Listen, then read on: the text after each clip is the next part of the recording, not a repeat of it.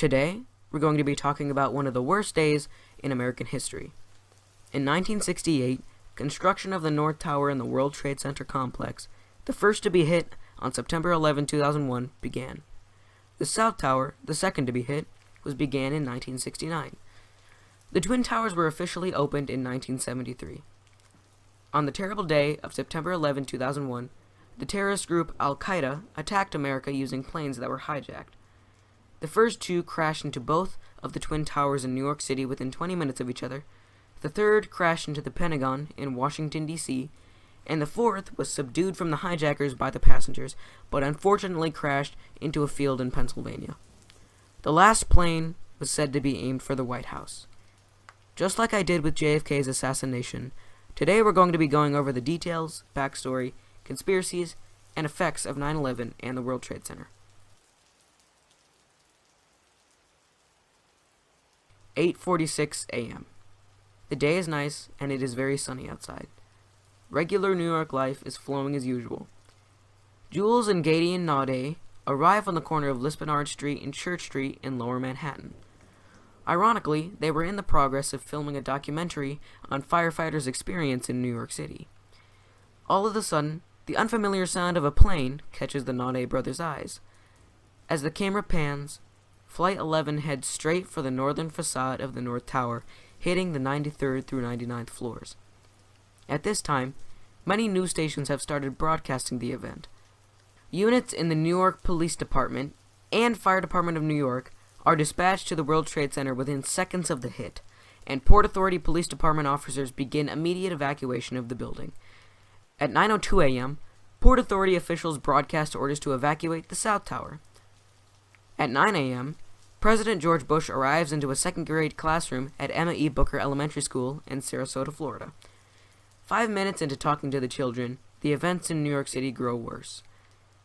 At 9:03 a.m., Flight 175 crashes into the southern facade of the South Tower, hitting the 75th through 85th floors. At this time, the nation realizes the apparent terrorist attack on the United States. At 9:08, the FAA bans all takeoffs in New York City or in the airspace around, and at 9:21, Port Authority closes all bridges and tunnels in the city. At 9:05, Bush is informed of the second tower being hit by Chief of Staff Andy Card. His face goes completely blank. Now let me ask you, how would you react? 30 minutes later at 9:37, Flight 77 crashes into the western side of the Pentagon in Arlington County, Virginia.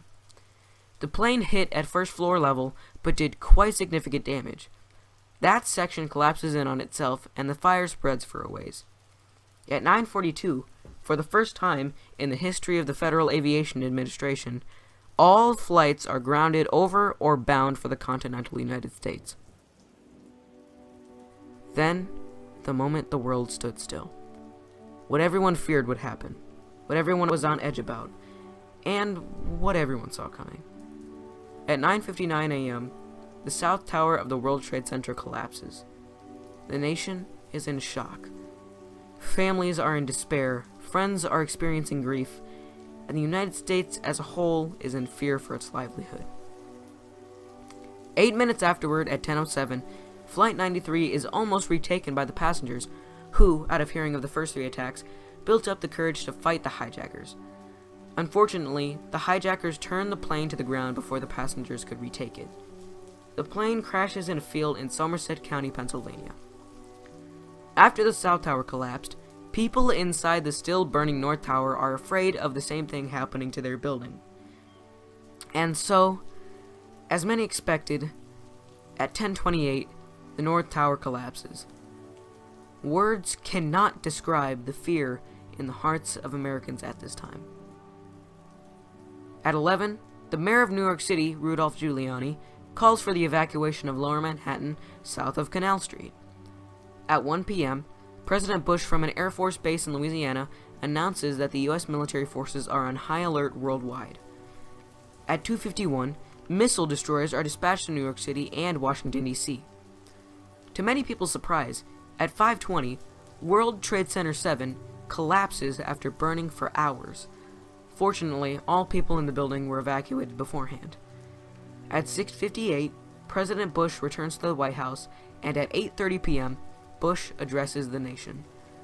He calls the attack evil, despicable acts of terror and says America and its allies will stand together to win the war against terrorism. The death toll that day came to 2,977 victims. Let their memories live on with us. For backstory, there's many different things to talk about. Today, I'll be focusing on three main things that all have to do with the main culprit, Al-Qaeda. We'll be talking about the backstory of the terrorist group Al-Qaeda in general, why they wanted to knock down the World Trade Center, and the planning and executing of the attacks. Al-Qaeda is a militant Sunni Islamist multinational organization founded in 1988 by Osama bin Laden, Abdullah Azzam, and other Arab volunteers who fought against the Soviet invasion of Afghanistan in the 1980s. Other than 9/11, Al-Qaeda was involved in the 1998 U.S. Embassy bombings and the 2002 Bali bombings. Al-Qaeda has been in battles and wars in Afghanistan, Tajikistan, Chechnya, Yemen, the Maghreb, Iraq, Pakistan, Somalia, Syria, and Egypt. On May 1st of 2011, Osama bin Laden was assassinated. Ayman al-Zawahiri took his place as commander. Al-Qaeda's strategy for world dominance was very influenced by radical Islamic faith. Their plan was for the American economy to be crashed by 2020. In turn, the rest of the world's economies would fall, and Al-Qaeda would lead a global jihad. In shorter terms, they planned for the rest of the world to be defeated by the Islamic Army. This confidence most likely spawned from the Islamic revival of the last 3 decades of the 20th century. In the terms of the origins of Al-Qaeda's push of terrorism, that can be traced back to the Soviet war in Afghanistan from 1979 to 1989. America saw that as pure Soviet expansion and aggression towards the native Afghans. When it came to why Al-Qaeda wanted to and did attack America, there were many different factors. Some of the motives were directly stated by bin Laden. Other motives are either implied or inferred. In terms of the motives stated by bin Laden or Al-Qaeda, in November of 2002, bin Laden wrote his letter to America, stating that America's support of Israel was a motive for 9/11. He repeated his word in 2004 and 2010. After the Iraqi invasion of Kuwait, the UN Security Council adopted Resolution 661, which created economic sanctions on Iraq, providing a full trade embargo. In the 1998 fatwa, Al-Qaeda stated that these sanctions were reasons to execute Americans. A fatwa is a ruling on a point of Islamic law given by a recognized authority.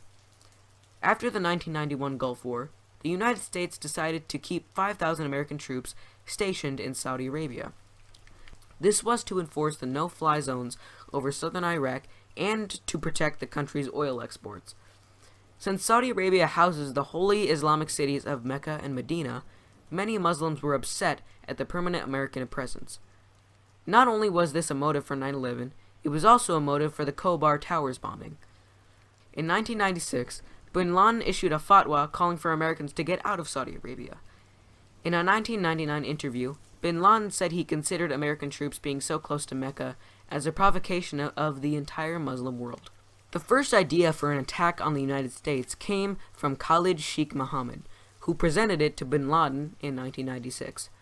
At that time, Al-Qaeda was in a transition after moving to Afghanistan from Sudan.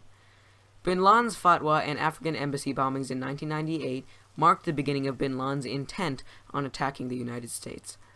In 1999, bin Laden gave approval for the organization of the plot, and meetings occurred. Bin Laden's deputy, Mohammed Atef, gave operational support, such as target selections and arrangement of travel for the hijackers.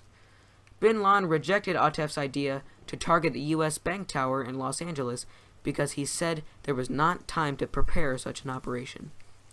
Bin Laden provided leadership and financial support, as well as involvement in selecting participants. 6 men were selected. Their names were Nawaf al-Hazmi, Khalid al-Madar, Muhammad Atta, Marman al-Shehi, Ziad Jarrah, and Ramzi bin al-Shib. Each man either took training or already had licenses for commercial piloting in America. In July of 2001, the final target selection was made. The Twin Towers in the World Trade Center complex, as well as the Pentagon and potentially the White House, or Capitol building. The reason for any U.S. government building or station to be a target is obvious, but why did they want to choose the Twin Towers? Even though their plan was evil, they didn't choose those buildings solely because there were thousands of Americans working in them. Their motive for the target selection was most likely how a big symbol the Twin Towers were for American capitalism and big business. No other buildings were as symbolic as the Twin Towers were. Before the attacks were initiated, the CIA, FBI, and NSA were already suspicious of these men. Many agents were worried of horrible attacks happening. Unfortunately, they were right. Although bin Laden chose 6 men, there were a total of 19 hijackers. Flight 11, 175, and 77 all had 5 hijackers, and Flight 93 had 4. Flight 11 and Flight 175 departed Logan International Airport in Boston, Massachusetts. Flight 11 at 7:59 a.m. and Flight 175 at 8:14 a.m. Flight 77 departed Washington Dulles International Airport in Virginia at 8:20 a.m. and Flight 93 departed Newark Liberty International Airport in Newark, New Jersey at 8:42 a.m. Jules and Gideon Naudet arrive on the corner of Lispenard Street and Church Street in Lower Manhattan, and the rest is history. The conspiracies on 9/11 go a very long way. There are way many more conspiracies on 9/11 than on JFK's assassination, and there are quite a lot of obscure conspiracies on 9/11, like traitors profiting from the tragedy and the hijackers still being alive to this day. But of course, there are the ones that everyone already knows, the ones that most cynics use as material. Those are the conspiracies we will be going over today. Many people believe that controlled explosives were used to collapse the buildings in the World Trade Center, with or without planes involved. One thing about this that interests me is that if you look to the North Tower impact and some of the angles of the South Tower impact, you'll see there's a very rapid flash immediately before the plane ruptures the steel beams. Many demolitionists, physicists, and architects say that the plane impacts and fire would not be enough to weaken the structure into collapsing, and that they wouldn't collapse completely, nor at the speed that they did. Some state that thermite and nanothermite being found in the resulting rubble supports the theory that explosives were used. As well, molten steel was found in the rubble, and theorists cite the fact that no ordinary airplane could create such a heat to become or make something molten. And of course, many think that the jet fuel that leaked and exploded during the impacts would not be enough to weaken the steel structure all the way to collapsing. Upon further inspection of videos on that day, immediately before the towers collapse, ejections of smoke from the windows can be seen. This is a classic sign of controlled demolition. Recordings from blocks away and even a recording in the lobby of one of the towers suggest that bombs were used in multiple parts of the building and even on the planes.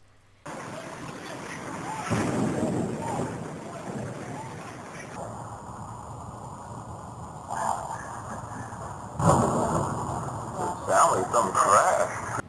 Hey, can I get you to get off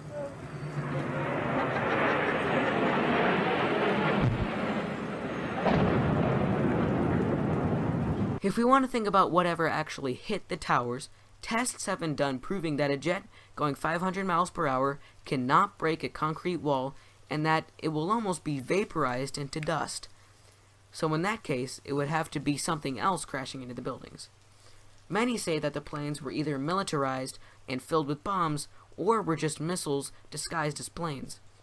Although most of these theories can be debunked by acknowledging possible safety protocols for skyscrapers in the event of a disaster.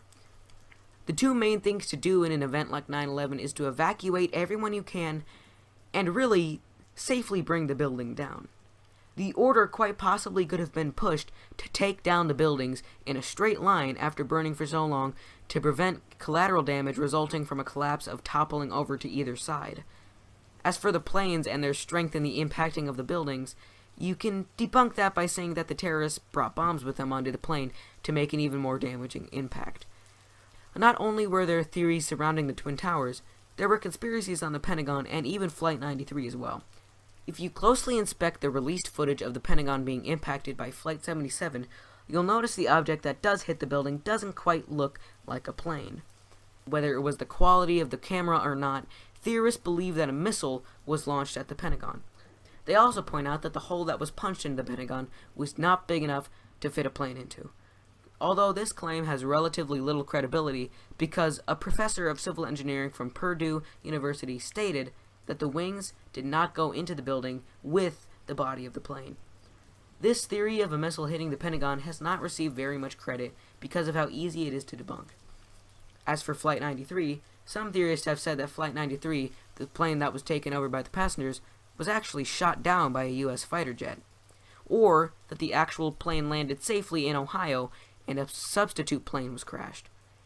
They claim that many parts of the plane landed miles away from the body of the plane, although that claim was debunked as most of the parts they claimed had landed miles away were within a 300-yard radius of the body of the plane.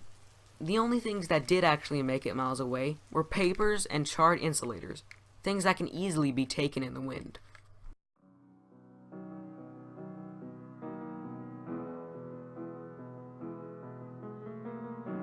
The tragic events of September 11 came with many different effects on our world, nationally and locally.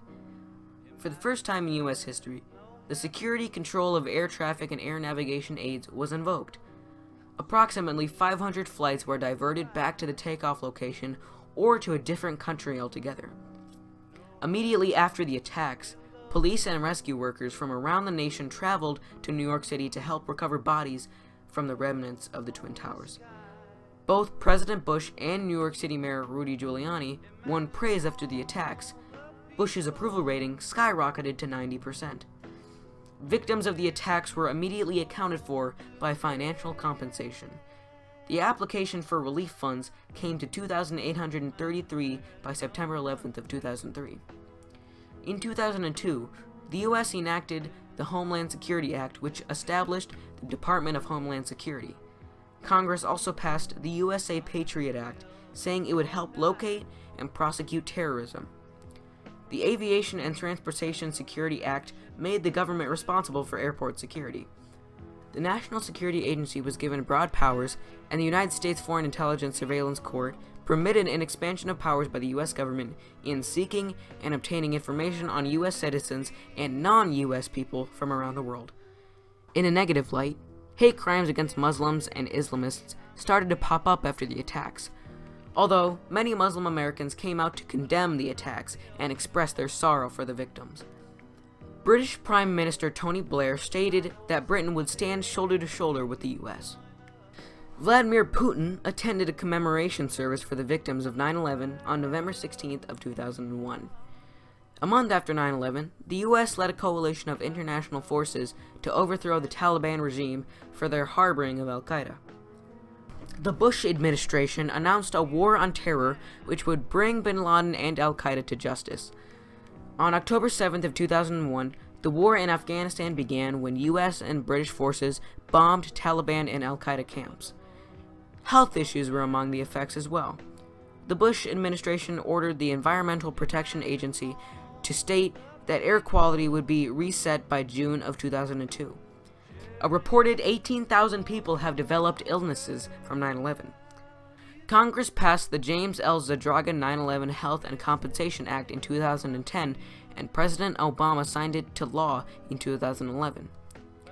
This used $4.2 billion to create the World Trade Center Health Program, which provided testing for victims. The economic effects came as well. In the stock market, the Dow Jones Industrial Average lost 1,369.7 points, its largest one-week drop in history. In 2001 dollars, U.S. stocks lost $1.4 trillion in valuation. In New York City, 430,000 job months and $2.8 billion in wages were lost 3 months after the attack. NYC's gross domestic product dropped by $27.3 billion. The government provided $11.2 billion in 2001 and $10.5 billion in 2002. As well, the war in Afghanistan and Iraq, along with the Homeland Security spending, totaled to $5 trillion. But we cannot forget the reconstruction of America after that day. One World Trade Center, also known as the Freedom Tower, was finished on May 20th of 2013. The total height resulted to 1,776 feet tall. Does that sound familiar to you? The Flight 93 National Memorial is planned to be finished with a circle of trees around the crash site with wind chimes bearing the names of the victims. The Pentagon Memorial was completed on September 11th of 2008 that consists of 184 benches facing the Pentagon. And of course, the tribute in light consists of 88 searchlights at the footprints of the Twin Towers. A pair of reflecting pools are at the original spots of the Twin Towers and are both surrounded by a list of victims' names in an underground memorial space. And America changed culturally. But it wasn't just about censoring potentially offensive things in movies, songs, and games. It was about hugging your family tighter, going to church more, and raising your flag higher. That's what counts.